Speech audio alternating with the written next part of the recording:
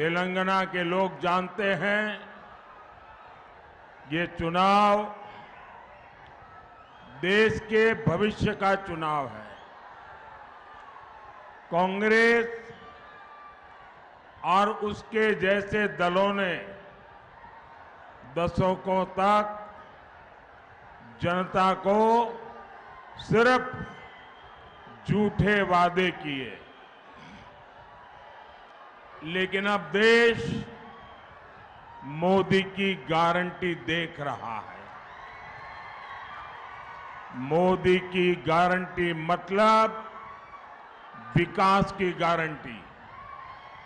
मोदी की गारंटी मतलब राष्ट्रीय सुरक्षा की गारंटी। मोदी की गारंटी मतलब विश्व में भारत के सम्मान की गारंटी।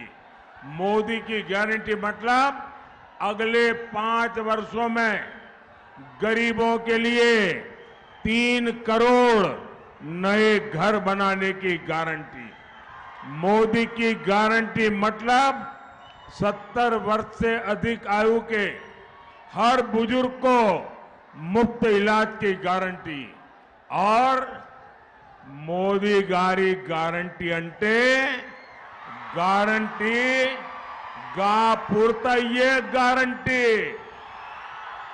తెలంగాణ ప్రజలకు తెలుసును ఈ ఎన్నికలు భవిష్యత్తును నిర్ధారించే ఎన్నికలు। కాంగ్రెస్ దాని మిత్రపక్షాలు దశాబ్దాల కొద్దీ ప్రజలకు కేవలం తప్పుడు వాగ్దానాలు మాత్రమే చేస్తూ వచ్చాయి। కానీ ఇప్పుడు దేశానికి మోదీ గ్యారంటీని చూసే అవకాశం లభించింది। మోదీ గ్యారంటీ అంటే అభివృద్ధి యొక్క గ్యారంటీ। మోదీ గ్యారంటీ అంటే రాష్ట్రీయ భద్రత, జాతీయ భద్రతకు గ్యారంటీ। మోదీ గారి గ్యారంటీ అంటే భారతదేశము ప్రపంచంలో గౌరవాన్ని పొందించే గ్యారంటీ।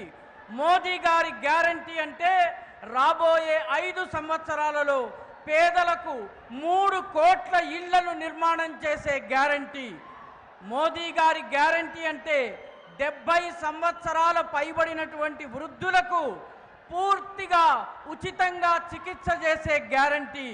మోదీ గారి గ్యారంటీ అంటే గ్యారంటీగా పూర్తయ్యే గ్యారంటీ। मैं तब तक आगे भाषण नहीं करूंगा जब तक इन बहनों की व्यवस्था नहीं होती है। मैं इन बहनों की तकलीफ नहीं देख सकता हूं। ये दिव्यांग बहनें हैं, पहले इनकी व्यवस्था करो।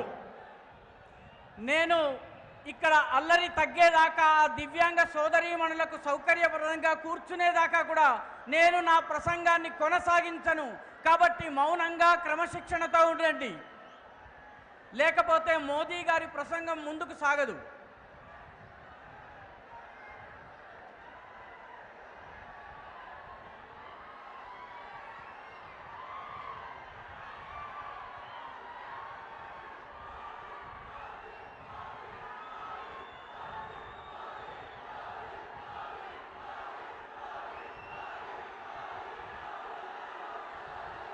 इनको चेयर दे करके ठीक से बिठाइए, इनको बिठाइए। हाँ,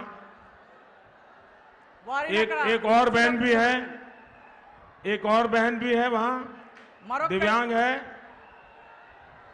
युवती కూడా ఉంది, उनको भी यहां ले आइए। जब तक इन दिव्यांग बहनों की व्यवस्था नहीं करोगे मैं भाषण नहीं करूंगा। ఈ దివ్యాంగ సోదరీమణుల వ్యవస్థ జరిగేదాకా ప్రసంగం ముందుకు సాగదు। కాబట్టి సహకరించండి మిత్రులారా।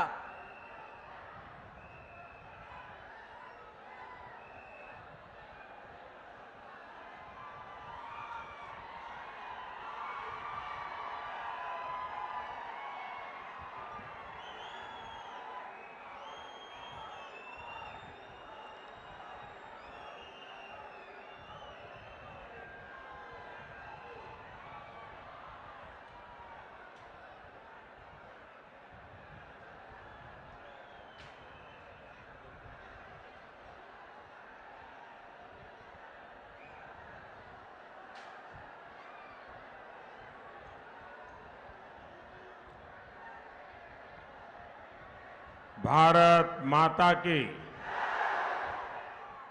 भारत माता की। मैं इन दिव्यांग बहनों का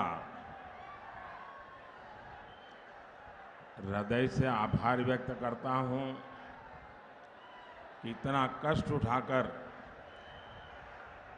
वो हमें आशीर्वाद देने आई है। मैं उनका बहुत आभार व्यक्त करता हूं। నేను ఈ దివ్యాంగ సోదరీమణులకు హృదయపూర్వకమైనటువంటి ధన్యవాదాలు చెప్తున్నాను. ఎందుకంటే ఇన్ని కష్టాలకు ఓర్చి వాళ్ళు మాకు ఆశీర్వాదాన్ని ఇవ్వడానికి వచ్చారు కాబట్టి నా హృదయపూర్వక ఆశీర్వాదాలు. साथियों, पिछले 10 वर्षों में देश इतना आगे बढ़ा है। 10 साल में हमने तेलंगाना के लिए लाखों करोड़ रुपए भेजे, लेकिन ये पैसे कहां गया? ये पैसा करप्शन का एटीएम लगाकर पहले बीआरएस ने अपनी जेब भरी और अब कांग्रेस भी उसी तरह तेलंगाना को लूट रही है। మిత్రులారా, గత 10 సంవత్సరంలో దేశము చాలా అభివృద్ధి చెందింది. మేము కూడా తెలంగాణ కూడా ముందుకు వెళ్లేందుకు చాలా ప్రయత్నాలు చేశాము. 10 సంవత్సరాలుగా మేము తెలంగాణకు లక్షల కోట్ల రూపాయలు ఇచ్చాము, పంపించాము. కానీ ఆ డబ్బులన్నీ ఎక్కడికి పోయాయి? ఈ డబ్బులన్నీ అవినీతి ఏటీఎం లోకి వెళ్ళాయి. వాటిని ముందు బీఆర్ఎస్ తన జేబులను నింపుకుంది. ఇప్పుడు కాంగ్రెస్ అదే రకంగా తెలంగాణను లూటీ చేస్తోంది. साथियों, कांग्रेस ढेर सारे वादे करके सरकार में आई थी, लेकिन सरकार बनते ही वो बीआरएस की फोटोकॉपी बन गई। बीआरएस ने जितना वर्षों में लूटा, कांग्रेस उतना भ्रष्टाचार कुछ महीनों में ही करना चाहती है। इंडस्ट्री की बात कहकर आई कांग्रेस ने यहां फेक वीडियो की मैन्युफैक्चरिंग की दुकान खोल ली है।